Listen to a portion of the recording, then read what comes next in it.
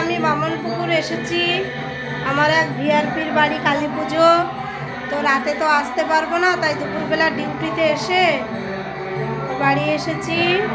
এই দেখো মা কালীর পুজো, মা কালী সাজুগুজু করে আছে।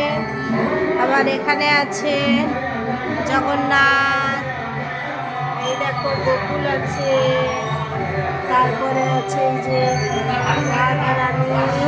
যেখানেই যাই গোকুল অবশ্যই থাকবে। এই যে রাধারানী।